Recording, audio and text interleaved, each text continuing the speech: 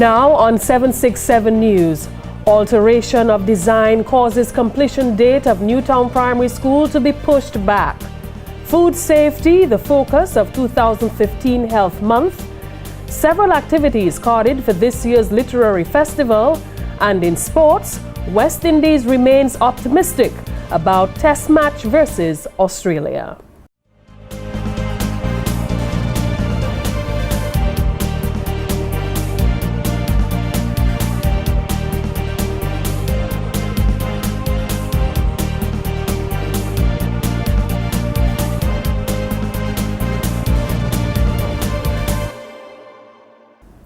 Welcome to 767 News, Dominica's #1 news source. I am Tanya Green, sitting in for Alicia George.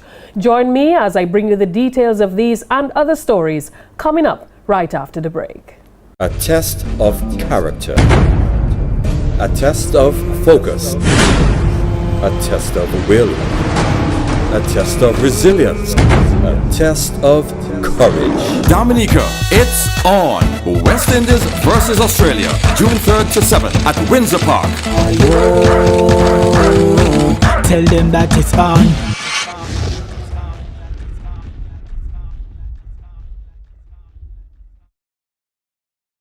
Welcome back. The completion date for the new state-of-the-art Newtown Primary School has been pushed back as a result of changes to the design of the structure. This, according to Honorable Prime Minister Roosevelt Skerrit, who spoke about the matter during a tour of the completed rent-to-own houses in Bath Estate and Emsall on Wednesday. The Prime Minister did not give a new date of completion, but did say that the changes were deemed necessary by the government. There have been some slight changes with regards to the completion date for the school, because the government had asked for certain changes to be made to the design, slight, but it affected the completion date for the school. Prime Minister Skerrit confirmed, however, the school will be opened in time for the new school year in September. According to the Prime Minister, the Ministry of Education has already begun sourcing furniture for the institution. He also reminded the public that education is not just the responsibility of the government, even as so many groups in society have left majority of the burden to the state. Before, we had what we call the education pie, and every group in the society, the clergy, the private sector, the family, the teachers, the government played its part. But increasingly we have seen that pie being only the responsibility in large measure to the government. So anytime somebody talks about a problem education, they blame the minister and they find me and they blame me, you know. But parents must take responsibility for the children's education. Our responsibility as a government is to provide the facilities, to provide the resources, and to provide the teachers. The school, a $6 million gift from the People's Republic of China, will include an elevator, a library, labs, and a sick bay and play facility, and is expected to accommodate up to 300 students. This year, the Environmental Health Department will celebrate Environmental Health Month from June 1st to 30th, 2015, under the theme Protecting Our Environment for Future Generations. The department envisages maintaining a healthy environment as central to increasing the quality of life and years of healthy life in Dominica. The focus will be on issues of food safety, with special emphasis on fish sanitation, vector control, and occupational health and safety. This initiative is being undertaken to increase awareness of the public on health issues, to develop workplace accident, injury, and disease surveillance system, to promote community participation in vector control programs, and to forge greater collaboration among stakeholders and the community in general. The World Health Organization defines the environment as it relates to health as all the physical, chemical, and biological factors external to a person and all the related behaviors. The goal of the Ministry of Health in Dominica is to promote health through a healthy environment. And Dominica will be host to the Caribbean Association of Principals of Secondary Schools. 25th Biennial Conference from July 20 to the 24.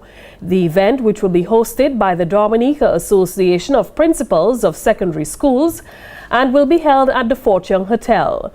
During the conference, about 150 principals, vice principals, and senior teachers from 10 Caribbean territories will meet to discuss topics and issues related to the conference theme, Making the Principal's Leadership Relevant in Supporting the Rapidly Evolving Learning Environment.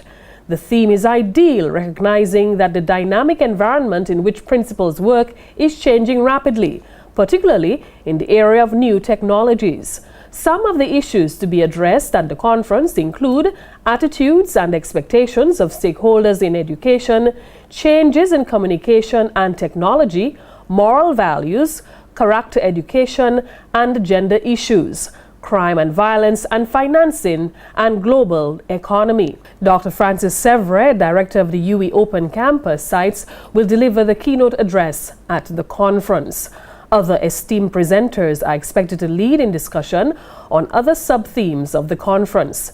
It is expected that this year's conference will provide positive reinforcement of the tremendous work being done at schools and present an opportunity for reflection on the principal's role while participants network with each other. The WICB President Wycliffe Dave Cameron and Vice President Emmanuel Nanthan have explained the non-selection of Tyrone Theophile for West Indies versus Australia Test Series ongoing in Dominica.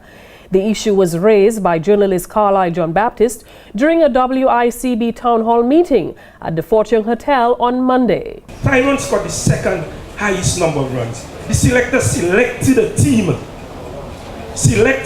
to go to Barbados the last series. Theophile was not on that team. We just do not understand why. This time around, he was selected for the President's 11. And don't tell me because he scored 426 he was not selected. Something has to be wrong, and we need answers. We need to find out what is the mandate of the selectors and why our Tyrone Theophile is not presently on that West Indies team. We are hurting. Somebody needs to answer to us. In responding, President Cameron said there is no mandate by the West Indies selectors to select players from any specific territory. He did not criticize the selectors, however, said that they do not, or rather they do make very interesting decisions from time to time. Just recently, they selected a team to go to the World Cup with a young Jason Holder. And the entire region were against them for selecting Jason as the captain. And who is this youngster? I think after Jason's performance in the World Cup, and again his performance in that first test match against England, I think they have been vindicated. So all I'll say to you is we have entrusted the technical competence selection, which we actually, as probably one of the few committees that we try to stay above the fray on. And we've entrusted it to these so-called great men or former players, our former players that have made us very, very proud. Cameron said although some are of the view the non-selection of Theophile was a ludicrous decision by the selectors, it is a process involving 4 individuals and the team's coach. Cameron said he can assure Dominicans, the Windward Island and the West Indies that when the individuals meet to select a team, it is done on merit and ability. General Manager of DBS Radio, Cecil Joseph, who was also present at the town hall meeting, was not in agreement with the explanation given by the WICB. I don't totally accept what you have just said. Okay. I'll tell you why. We just had recently what is called in Dominica, just about a few days ago, the assessment program for children who go to high school. So which means there's a criteria to enter into high school. You as the board, you as the boss of the board, you as the manager must have to put certain criteria in place. So can you tell me, please, and I'm saying this out of a passion, because I don't accept what my comrade, my good buddy, my good friend, Nanthan has said, that Theophile later on will get his chance.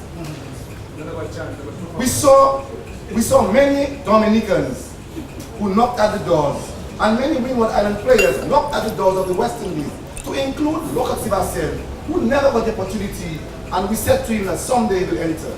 So I would like to ask of you, sir, what is the criteria to determine selection of a West Indies team?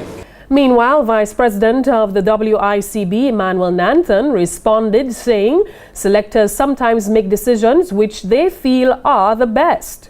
We're telling you that we as the administrators have selected a panel of selectors that we believe are well qualified, that have the ability to select the team. There's no way I will say that I, Emmanuel Nanthan, from chance in Portsmouth, can select the West Indies team better than Clive Lloyd and Courtney Walsh and Baptiste and Courtney Brown. Nanthan said while he's not always in favor of decisions made by the selectors, however, the bottom line is that they are the individuals entrusted to select teams. Up next, parliamentarians debate $1.2 million investment in Liat and several activities carded for this year's literary festival. More on these and other stories when 767 News returns. Play Daily 3 and get a chance to win daily cash from $20 to $100. For every $9 or more spent on Daily 3, you get a chance to win daily cash instantly. Up to $100 cash daily for 6 weeks. The more you spend, the more tickets you get, the better your chances of winning every day. Plus, there's a chance to win a refrigerator if you receive an entry form. Take a chance to win instant cash all day, all week for 6 weeks with Daily 3 Daily Cash promotion. Only from the Dominica National Lottery.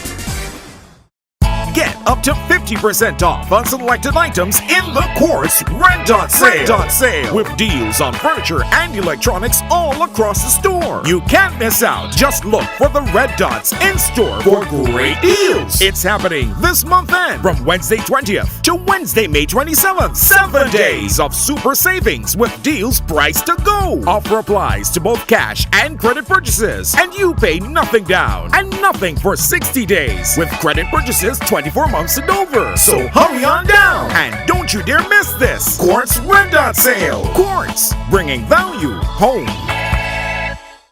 Welcome back. Minister of Health and Environment Honorable Kenneth Darrow is urging the public to take all necessary preventative measures to reduce the risk associated with tobacco use.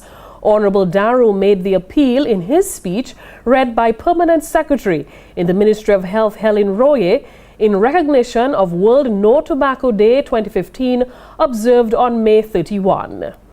For World No Tobacco Day 2015, as party to the Framework Convention for Tobacco Control, Dominica joins the global community in highlighting the public health consequences for tobacco consumption. Dominica will focus on the theme, The Harmful Effects of Tobacco. Beware. Tobacco is the only legal product which kills its users and non-users when used exactly as prescribed. Royer said the tobacco epidemic is one of the biggest public health threats the world has ever faced, killing nearly 6 million people a year.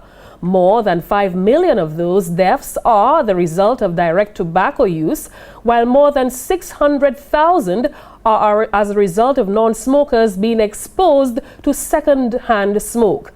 According to Royer, approximately 1 person dies every 6 seconds due to tobacco, accounting for 1 in 10 adult deaths, and up to half of current users will eventually die of a tobacco-related disease. According to the World Health Organization, nearly 80% of the more than 1 billion smokers worldwide live in low and middle income countries, where the burden of tobacco-related illness and death is heaviest. Tobacco users who die prematurely deprive their families of income, raise the cost of healthcare, and hinder economic development. The tobacco epidemic is fueled by false advertising from the tobacco industry, targeting mainly the youths and females. Lack of tight enough fiscal policies, and most recently, by an upsurge in illicit trade of tobacco products. The Permanent Secretary said in Dominica, although smoking is prevalent among adults, the estimation is 1 in every 10 adults. A 2009 survey shows that smoking among students 13 to 15 years of age stands at 1 in 4. The Ministry of Health is concerned about the high rate of exposure of non-smokers to the dangers of tobacco smoke. The survey also reveals that 6 of every 10 non-smoking students and 1 of every 5 adults are exposed to tobacco smoke in public spaces, which clearly shows that the youth in Dominica are at risk to both diseases caused by the actions and that of others. Some conditions which are the results of either direct or indirect tobacco smoke include the following: cancer of the lungs, mouth and throat, chronic bronchitis and emphysema, heart disease, miscarriages, infertility and sexual dysfunction in males, and more. The Ministry of Health and Environment acknowledges that it is the responsibility of all stakeholders to protect the health of both smokers and non-smokers from the poisons in tobacco smoke. The ministry will be observing a month of activities which will include public education, media discussion, and town hall meetings. We encourage the public to participate. Royer said the Ministry of Health and Environment is also in the process of making recommendations to the current government to create policies which will contribute to the improvement of the health of the nation. The public, as a major stakeholder, also has important roles to play in advocacy, provision of support to raise awareness on tobacco, and provision of support to quit tobacco. Conscious of the need to protect the health of our population, government has acceded to the request of the Ministry of Health and Environment to increase the tax on tobacco products, which in 2012 was moved from 45% to 75%. And a $1.2 million investment in Caribbean airline Liat caused some debate between members of Parliament last Wednesday, when the Honorable Prime Minister and Minister for Finance, Roosevelt Skerrit, presented the government's supplementary estimates for the period July to December 2014. When the estimates were debated in the House of Assembly, several members of the opposition United Workers' Party did not support the investment, stating that prior investments made by the government into the airline has not improved its effectiveness. However, the Honourable Minister for Trade, Energy and Employment, Honourable Ian Douglas, and Senator Josiah Benoit, among other representatives of the Dominica Labour Party government, voiced support for the investments made. Is black or white? Do you support the investment in Liat or do you not support the investment? And it is necessary, Mr. Speaker. Liat is responsible for at least 70% of arrivals into Dominica today, Mr. Speaker. If not Liat, then what? I mean, we have our qualms about Liat. We all do. Liat is unreliable. Liat is sometimes late. Liat service could be better, Mr. Speaker. We have our qualms. But everything in life, Mr. Speaker, has its issues. But the fundamental issue here is, if not Liat, then what? Senator Benoit said the investment in Liat is a step in protecting Dominica's fragile economy and speaks to the country's ability to keep its head above water in these financial times.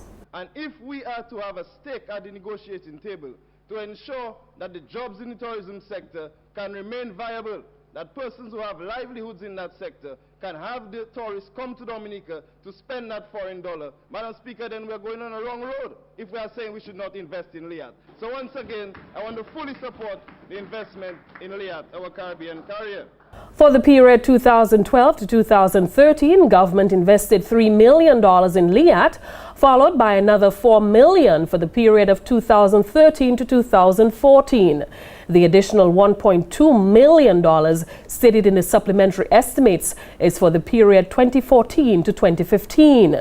Debate also ensued about the government's public support program and whether or not it should be allocated to the Welfare Division rather than in the Prime Minister's office. The theme of nature is expected to play a big role in this year's Nature Island Literary Festival and Book Fair, carried for August 6 through the 9. This was announced at the festival's partners cocktail and media launch on Wednesday at the Alliance Française. Dr. Shyla Esprit, who spoke of the many activities planned for the festival, said it was time for the organizing committee to address nature, something so dear to Dominica, which has been overlooked for the past several festivals. Climate change is real. It's really happening, and we need to acknowledge it. We need to really be actively thinking about the ways in which our daily choices are affecting how this planet is going to survive, if we want to survive and make a space for our children. And we live in a part of the world that is most significantly impacted by changes in the natural environment. I think it's very important for us to find ways to talk about it and create spaces for us to start having those conversations. A new component to the festival is the introduction of literary tours, where writers are given an opportunity to explore Dominica and experience nature through literature. We'll be going to some key sites that are featured in literary texts written by and about Dominicans, and we will take them to certain sites. We have someone like Geneva, we're going to Collio Heights featured in Kalinago Blood. We have some key places we're considering doing for the tours, but this will be a feature of our program, particularly geared to our invited guests, but open to anyone who wants to come along as well. The festival will also include a book launch which will focus on transcriptions and commentary on the Maroon trials of Dominica from 1813 to 1814 from the book Your Time is Done Now by Paulie Patullo. The committee has also launched a new website, DominicaLitFest.com, where persons can participate in the newly introduced inaugural writing competition. Featured speakers for the 8th annual festival include Onya Kempadu and Vladimir Lucien, among other writers and authors from across the Caribbean. One of the things we want to do this year as part of our new feature is a book drive. We want to reignite our book fair, and one of the things we realized is that we need to increase the books available for children and young adults that include children that look like them, stories about their experiences, stories that reflect their Caribbean lives. And we're happy to have Frozen and all those other books and get them, whatever gets them reading is great, but we also want to encourage a culture in which we have the children reading about representations of themselves. The Nature Island Literary Festival and Book Fair will also feature other activities, including community experiences and writers' workshops and retreats. The latest in sports is coming up with Larry. Stay with us. Play Daily 3 and get a chance to win daily cash from $20 to $100. For every $9 or more spent on Daily 3, you get a chance to win daily cash instantly. Up to $100 cash daily for 6 weeks. The more you spend, the more tickets you get, the better your chances of winning every day. Plus, there's a chance to win a refrigerator if you receive an entry form. Take a chance to win instant cash all day, all week for 6 weeks with Daily 3 Daily Cash promotion. Only from the Dominica National Lottery. Are you into keeping fit and maintaining a healthy lifestyle? Well, tell us about it in the Quartz Fitness Selfie Competition. Take a selfie while you work out and post it to our Facebook or Twitter pages at Quartz Dominica. Write a few lines about how you keep fit along with your picture and get a chance to win prizes each week. Your access word is hashtag Quartz Fitness. Competition runs May 22nd to June 5th. So go ahead, keep fit and stay fit with Quartz, bringing value home.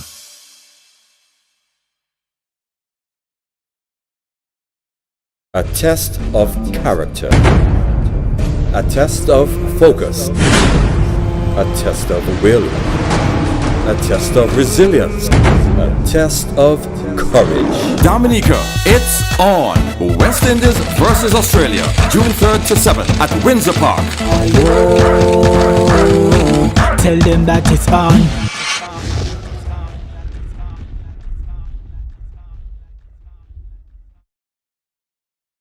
Good evening and welcome to 767 Sports. In tonight's coverage, we begin with basketball.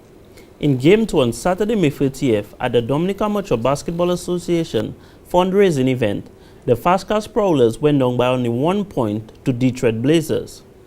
The game proved to be an extremely close one, with halftime scores of 50-41 in favor of Prowlers.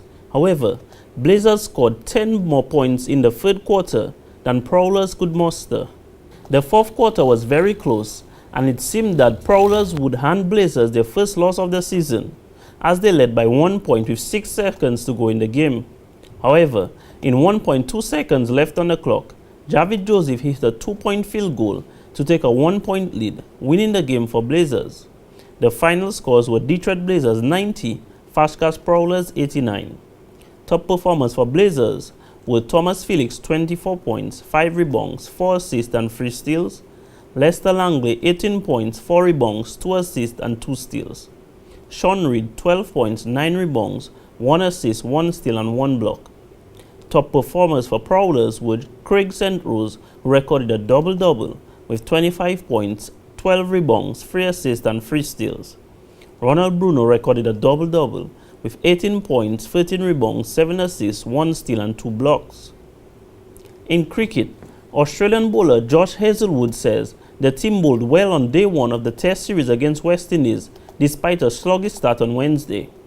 Hazlewood made a statement during a media press conference following Wednesday's game, where West Indies was bowled out for 148 runs. However, the Aussies only managed to score 85 for free before play ended at 5:30 p.m.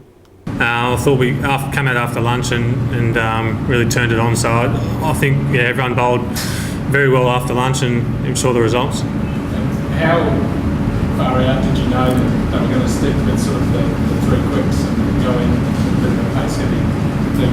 There's been a lot of talk about spinners on this pitch, but how confident are you that we're going to be right call? I thought we were always going to go with 3 quicks, I think, just the way we've all been bowling in the last few days leading up to the game. So I was pretty confident I was going to get a game, and it turned out to be a pretty good call. Hazlewood said bowling a straight stump line proved to be vital for them, picking up a few wickets after lunch. He said engaging in additional training in fielding and catching certainly paid off for them on Wednesday. And in more cricket, West Indies player Jason Holder says the team did not score enough runs on day 1 of the first Test series against Australia, which came to a close at 5:30 p.m. on Wednesday. West Indies was bowled out shortly after lunch, scoring only 148 runs in the first innings, which left fans disappointed. Holder, who spoke to the media following Wednesday's game, said getting off to a good start on Thursday was very important for the team.